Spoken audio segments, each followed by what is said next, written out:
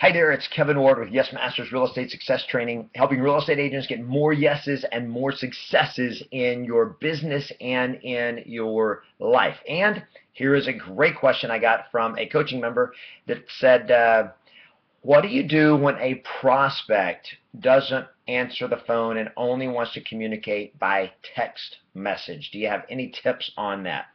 Well, number one, if you're dealing with a prospect, so let's talk about the context here of who we're dealing with. We're dealing with a prospect, and if this is, I'm going to assume this is somebody you've initiated the contact by a conversation, either face-to-face or by phone, not an internet lead. If you've got somebody that's an internet lead and you've not been talking to them at all, and they've never talked to you, then that kind of person is used to communicating without talking. Okay, so I'm assuming you're talking to somebody about somebody that you've already talked to, which means I either talked to them on the phone, I met them face to face or whatever, and I've set an appointment with them, or they're either a lead or they're an appointment, and all of a sudden they don't answer the phone and they just want to text me back.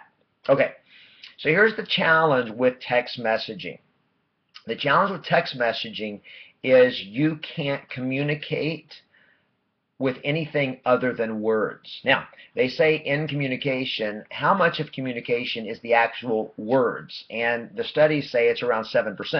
So 93% of communication is the tonality, the way you're saying it, and your body language. Like right now, you're able to see my body language, which makes it a whole lot different than if all you could do was hear my words. But even worse, if all you could do is read what I'm saying right now, you probably would have already fallen asleep. You'd have probably already quit doing it. It's the reason that that I'm able to coach and train agents, is because I do video and they get it, because it's so much more powerful at communicating when you can use all the elements of communication, which is the words and the tonality.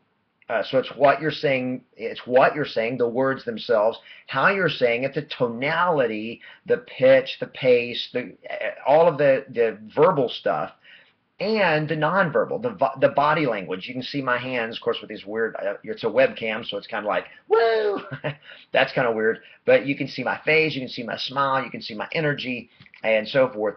That nonverbal communicates something very, very powerfully. So if you're not able to communicate by voice, then they're not able to hear your energy, your enthusiasm, and so forth. But even more important is you can't hear what they're saying. They're communicating words to you, but what you're not hearing is how they're saying it, what they're meaning, and even more important is what are they not saying. So if I ask somebody a question and say, so are you guys excited about buying a house? Well, I can tell by the way they answer. I can tell a lot more than just saying yes. I can tell by the way they say yes, by what they say after it. So let me ask you this. Do you guys already have a great, fabulous lender lined up, and do you have your pre-approval letter from that lender? Now, if I text them that, I'm going to get a not yet, yes, or no, or something like that. But I don't know what they didn't say. Let me give you another example. So how much money are you guys working with in terms of cash to be able to put down for down payment and closing costs? Now, if you text them that, they have time to think about it and they can be strategic in their answer. When you ask them, now you get we haven't, we're working on that right now, or whatever. Now you've heard the truth.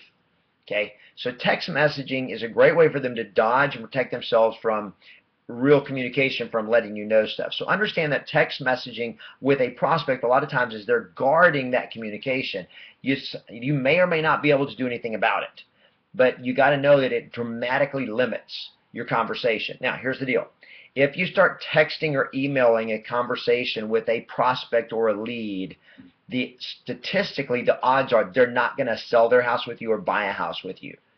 Okay, just because you're not connecting, you're not building that relationship. So what do you do about it? Well, number one is don't start going into a text or email mode.